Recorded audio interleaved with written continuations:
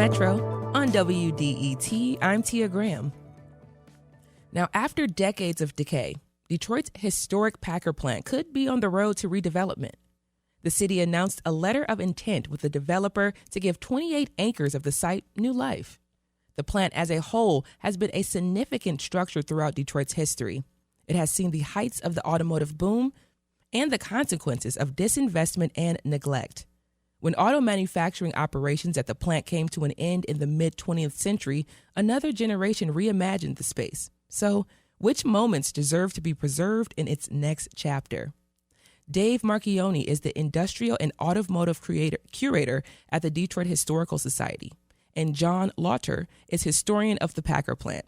They will help us revisit key moments throughout the factory's history. So I want to say thank you to Dave and John for joining us on the Metro today. Absolutely. Thank you for having us. Yeah, my pleasure. Yes, so we're going to jump right into things. Dave, in order to know what history is key to maintain, we have to start with the plant's early days in a manufacturing facility for the Packard Motor Company. Dave, how did the car company get its start? Packard itself started building an entry-level car, and it really didn't work out for them. So then what they decided to do was move forward into luxury cars. That plant, it's iconic in Detroit production history. It's an Albert Kahn plant, the amazing industrial architect. It's the first large use of rebar concrete in an industrial building. That's really part of the reason that it's still around today is because of the amazing work that was done in building it. And if you could, just going into it, my mind is just instantly thinking like the first building, the first one? So Detroit had automotive factories before that, but that was really the first purpose-built industrial factory for an automaker. So it's really where Packard set the standard for Detroit. Yeah. And Dave, the plant's footprint is pretty large as well. We've seen estimates of the plant being approximately 3.5 million square feet, about 61 football fields of floor space. How many people did they employ back in the day? At their peak, I've seen numbers, and I'm sure John will have a better number, between 40 and 50,000 at the peak of the plant. John, is that about right? Yeah. The 1937 was one of the peak years. 1937, and then after the war, 48, 49, 50 were very, very big years there. Now, a big year at Packard numerically means nothing compared to a Ford or General Motors, but in Packard context, that's very big. And John, there was a lot of competition in town back then to make cars. How did Packard Motor Company stack up against the big three companies at its peak? Well, Packard invented the modern luxury car in the 20s. When they came out with the straight eight motor and chassis, that became the de facto standard that other manufacturers strove to imitate. And they really owned the luxury segment in the teens, late teens, all through the 20s and early 30s, really up until the mid-30s. At one point, the General Motors board of directors talked about discontinuing Cadillac because it was every car they made was sold at a loss, and they said Packard has that market sewn up. They pulled a Hail Mary by allowing Cadillac buyers to use GMAC financing, and that saved the brand. Just to imagine Detroit's roads and streets without a Cadillac on it is just mind-boggling to think that that's how, they were saved. And John, just sticking with you for a moment, what were some of those luxury brands that Packard was producing that really just had the market sold up? Well, they made an 8-cylinder car, a Super 8, which was just a larger version, and then they made a 12-cylinder car. And the 12-cylinder car was the Regal. It was called the soft-spoken boss of the road. They were an exquisitely designed and produced car. Every chassis they made was tested and refined and then finished. And they really enjoyed a reputation that at the time that was hard to best. And John, what led to Packard shuttering its doors and closing down car manufacturing operations? Well, they were a small manufacturer, at a time when the conglomerates, the GM, Ford, Chrysler, were really the only economic way out of it. I think one thing that really separated them, they had offers to merge with other corporations in the 20s, and they didn't. They preferred to remain separate. And then in the 30s, the industry changed to all steel bodies. And that one technological change shook out who was going to live and who was going to die. Because now to introduce a new car that's an updated model that looks different is 20 times, 50 times more expensive. And you need to be able to amortize that cost over as many units as possible. So that meant the big three. And John, just sticking right there for a moment, does it also, the way that the factory was actually built itself, did that limit what it could do in the future? Well, it was by the early 50s, it was an outdated factory. Mm-hmm. It was multi-story, which was the 1915, 1920, 1930 idea. And the period of the war taught us that the modern, efficient factory was all on one floor. And the big three all got factories like that out of World War II in their war production efforts. Packard didn't, and Packard themselves moved out of the factory in 1954. They produced the 1955 and 56 models at a factory building they leased from Chrysler, a former Briggs manufacturing plant over on Connor and East Warren. You're listening to The Metro on 101.9 WDET. I'm Tia Graham. My guests are historians Dave Marchioni and John Lauter. We are discussing the life and legacy of the Packard plant. Now, I'm going to bring you into the conversation, Dave. The plant certainly saw tougher times after it officially closed in the 50s, but despite the manufacturing closing, we did see some uses of the plant over the years. I'm going to ask John the same thing, but Dave, what occupied the plant in the decades after it closed? Well, I actually lived in the neighborhood that was somewhat adjacent to that. Yeah. So, after the official closure in the 90s, there was a lot of cottage industry in there. I had a friend that had a repair facility in there. There was car storage in there. There was a whole floor of paintball for a while. It really became kind of a cheap place to get space. Yeah. And then when the city took it back for taxes in the 2000s is when it went completely dormant. Yeah. There was still the one business that existed on the other side of the property that was in there until, I believe until like 2015. That was literally the metal treating. Correct. Yeah, that was the only place that operated, and they would lose power because people would be scrapping the lines and they would cut off their power. So they hung on for a long time. Yeah, they really did. And Dave, similar. John, same thing. What were some of the things that were happening? Well, David summed it up pretty succinctly. There were 117 tenants at the end in 1999. I was one of them, and we all had storage facilities there. Some people did light manufacturing. Some people did distribution. My first experience with the Packard plant, I worked in movie theaters in high school, and I'm still involved in that business through the Redford Theater. That is the loading dock where you went to get the cans of film when they arrived on the trucks was in the Packard plant along Concord.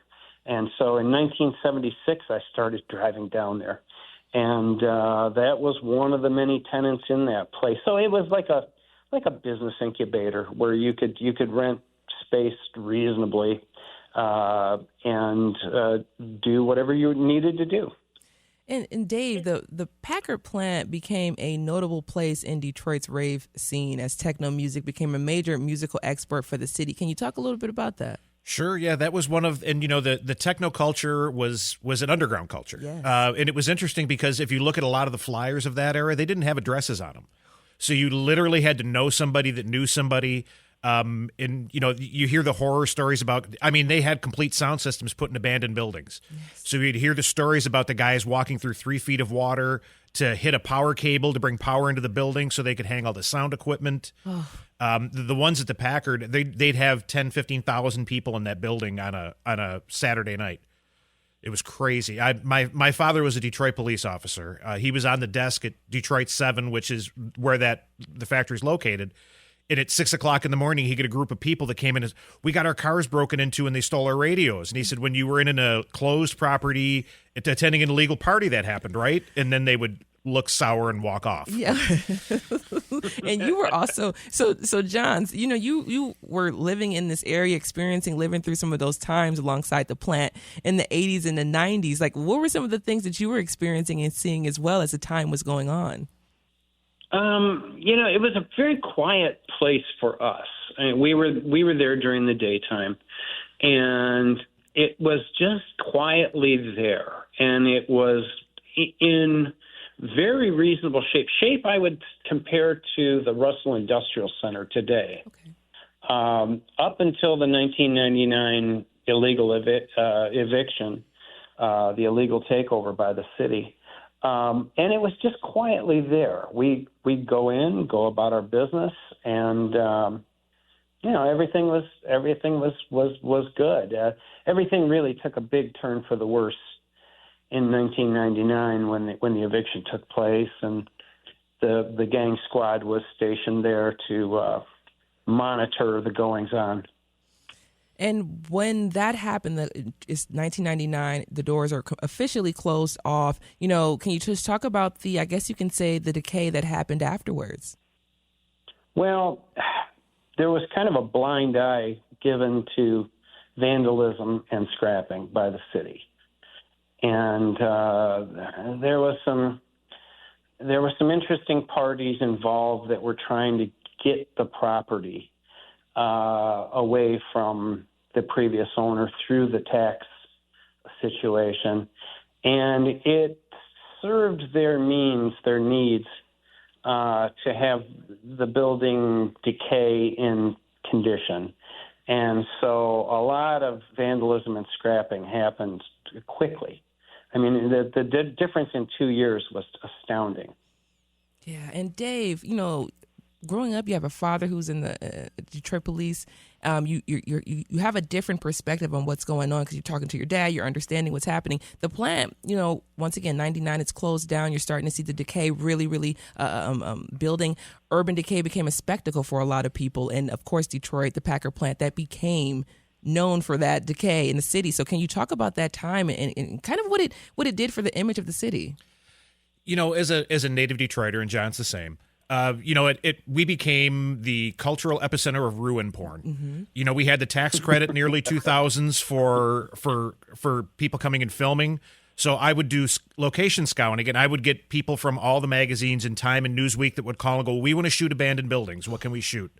So now you're wrestling with you don't want to show your city in that light. Exactly. But by the same token, these folks pay freight. Yeah. I mean, so it was really kind of a double-edged sword for a long time. Yeah, and for you, Dave, getting these calls and going on these site visits and just like hearing people, their excitement to show the abandoned parts of Detroit, what were you thinking in your mind? It's just it's really awkward. And even, now I'm employed professionally as a historian, but at that point I wasn't. It's just, again, as a native, as a Detroiter, you get used to people talking about Detroit in not positive light, and you kind of armor yourself to it. Yeah. But then to have people show up for the express purpose of showing the world what it looks like, it felt dirty. I can't really characterize it anything other than that. Yeah. Yes, I can just see, as we're talking, I can see it on you. Like, that was just such an icky time. It was. Such an icky time. So now that, recently announced redevelopment plans include many things. To hear them in greater detail, listeners can go to our website to listen to a conversation that Rob and Vincent recently had with developers earlier this week.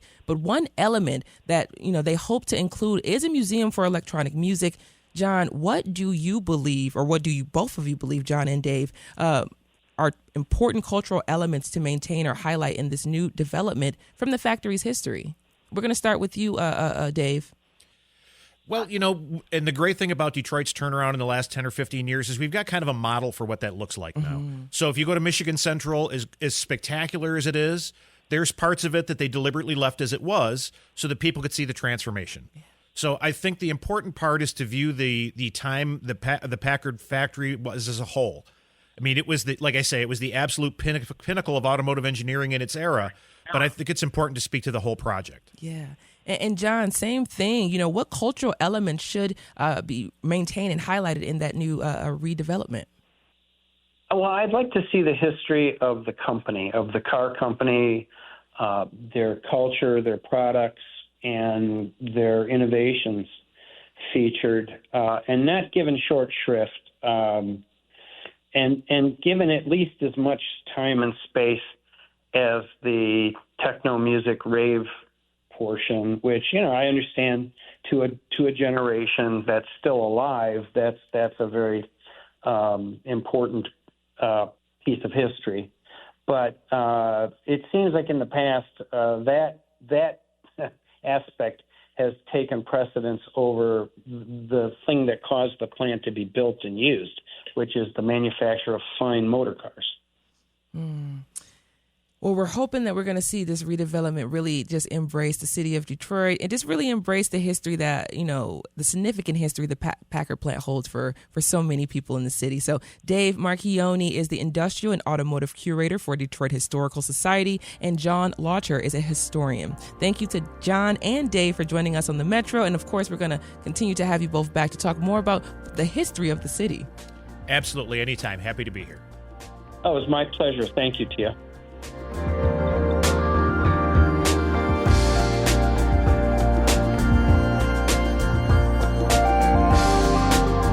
Coming up, during this time of year, domestic violence incidents increase. We'll learn more about resources and the way the community can help survivors. You all stay right there. This is The Metro.